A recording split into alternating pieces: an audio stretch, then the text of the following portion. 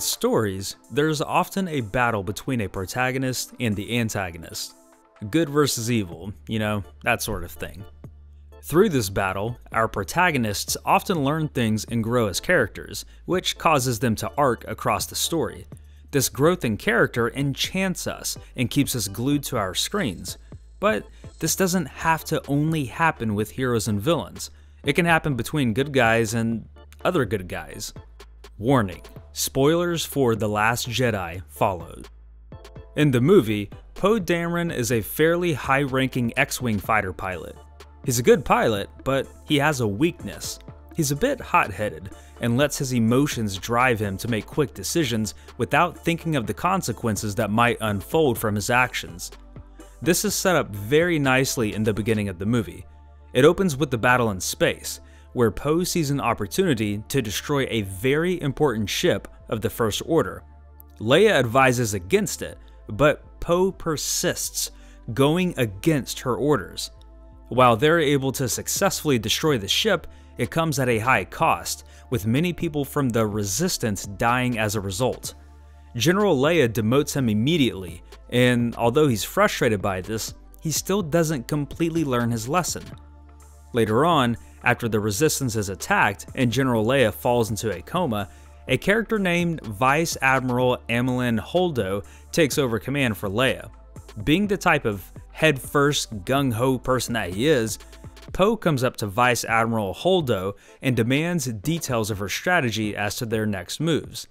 She tells Poe that he will not be getting all the details, thanks in part to his demotion, which is a great instance of cause and effect that happens due to his earlier actions. She only tells him vaguely of her plan, which to him sounds like being passive instead of proactive when it comes to evading the First Order. This prompts him to convince Finn and Rose to find someone who can disable a tracking device on the Resistance ship which the First Order is using to tell them. When Poe finds out more details about Holdo's plan to secretly send people to an old Resistance base through small ships, he stages a mutiny. But even though Finn and Rose do find someone named DJ who can disable the tracking device, they all get caught, and DJ reveals their plans to the First Order.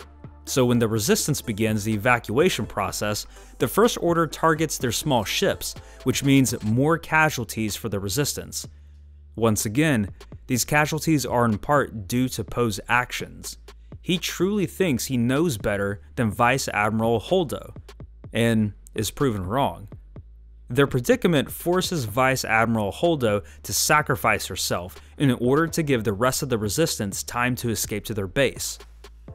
Poe learns the hard way that he doesn't always know what the best move is. He learns that, yes, those above him in the chain of command may actually have better strategies than what he can offer. He needs to learn to consider others in his decision making instead of thinking only about how to destroy more of the First Order. Leia even highlights these lessons later on when they're at the base and the First Order is descending on them. What's interesting about this sequence of events is how it focuses so intently on Poe making mistakes.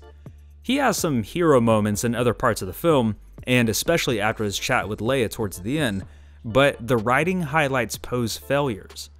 This feeds into one of the big themes of the film as a whole, which is how good people can fail and fail often, but still learn from those failures. What also makes this special is how these failures come from Poe not trusting other people on his side. These are the good guys he's clashing against, not the villains. Spending so much time on these conflicts between good people is what makes this portion of the story feel fresh and new. It also puts the audience in an interesting situation where we kind of root for all involved and understand all sides of the problem. The clarity with which we understand the perspectives of Poe, Leia, and Holdo help make these writing techniques work. We know why Poe does what he does, and we know why Leia and Holdo do what they do in a perfectly clear fashion. There is cause and effect to their decisions and their thinking. Simply put, it's strong writing. In another writer's hands, they may have injected more mystery or betrayal in Holdo's decisions and actions, which would have made this situation a bit more predictable and killed the thematic point. In that situation, Poe would have been shown to be correct, and wouldn't have learned any lesson at all. By events unfolding in this manner, Poe is faced with the deadly consequences of his actions and is forced to grow. Character growth is usually a good thing to have in your story, and there is an infinite amount of ways to cause characters to change. When going over your own characters, it's great to look at agents of growth stemming from confrontations between your heroes and your villains. But it may be worthwhile to also look at how growth can stem from conflict between several heroes. It might take your story into exciting and unpredictable directions. Thank you so much for watching, everyone. If you want to learn more about screenwriting and see additional examples from movies, go to writelikeseries.com to check out other films that I cover. Be sure to subscribe to this channel to get updates on new videos posted every week. See you then!